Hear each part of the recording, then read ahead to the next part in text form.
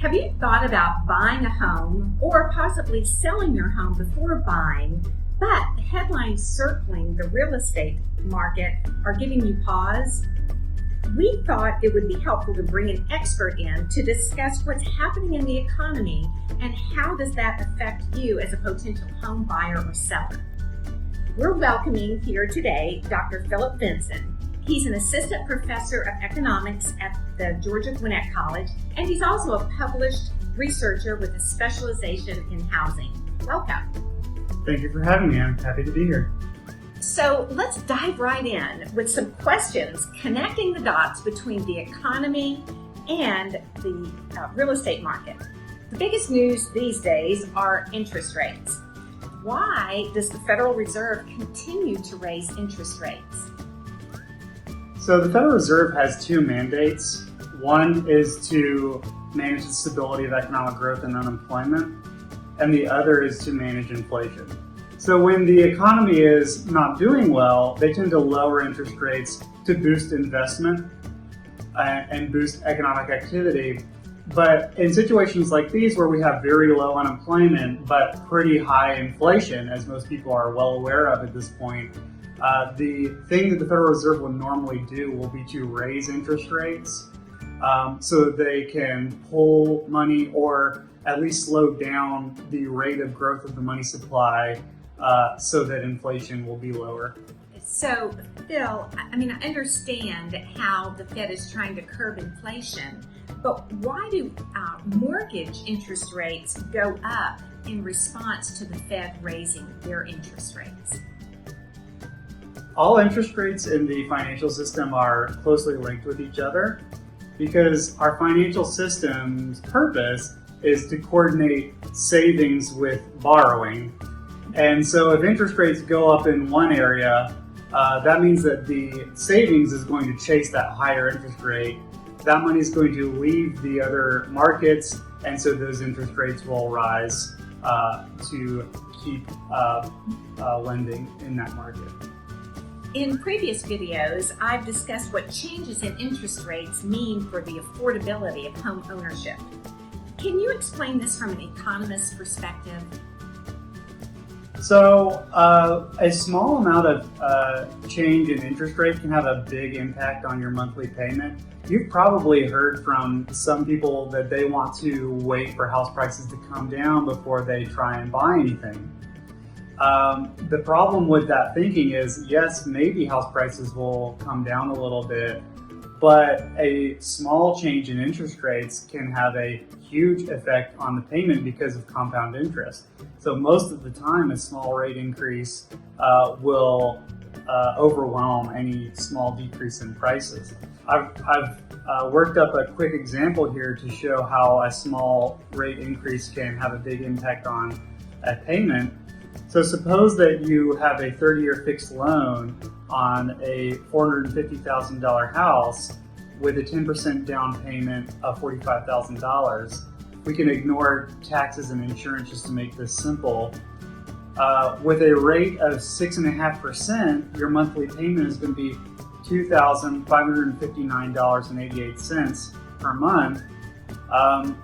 A 1 percentage point increase from there with a rate of 7.5% is going to have a monthly payment of $2,831.82, which is an increase of $271.94, which is probably going to be a bigger increase than any house price decrease that you would hope for. Phil, that is so true.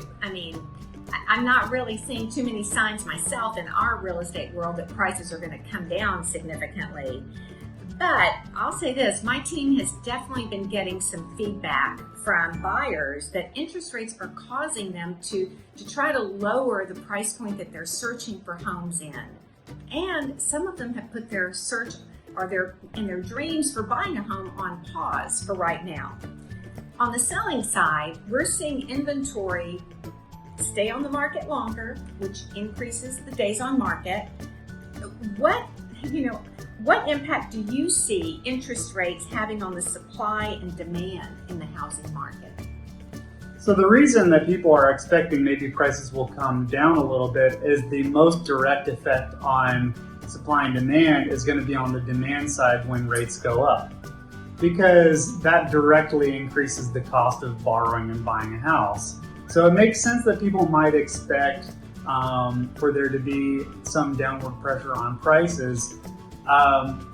But on the other hand, you could also argue that supply will decrease as well, because the people who are selling homes will also probably need to buy a different home and move in elsewhere. So you could also see a decrease in the supply of homes on the market. A decrease in supply has actually upward pressure on prices and a downward pressure on volume. So it makes sense that you're seeing a big drop in volume, but not necessarily a big change in prices, because demand going down and supply going down will have a negative effect on volume, whereas they have competing effect on prices. Sure, that makes sense. And I would say right now we're not so much seeing a big change in terms of active homes available, but we are seeing a decrease in pendings and in closings. Obviously, realtors don't have a crystal ball to predict the future, and I know economists don't either. But with the facts we have in hand, what could the next several months look like? The Federal Reserve has communicated a pretty strong stance in fighting inflation, and their main tool for doing that is to raise interest rates. So for as long as inflation is a problem, we should expect the Federal Reserve to continue raising rates.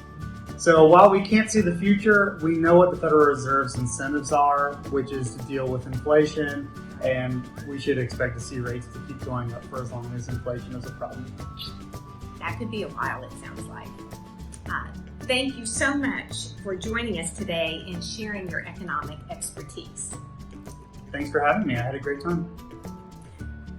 We hope this helps you understand the relationship between the economy and real estate. If you have any questions for Phil or me, please put them in the comments below. And also, we appreciate it if you like and subscribe to our channel so we can continue to bring you real estate resources. I'm Cindy Bunch with the Bunch team at Keller Williams, and we want to set you up for home buying and selling success.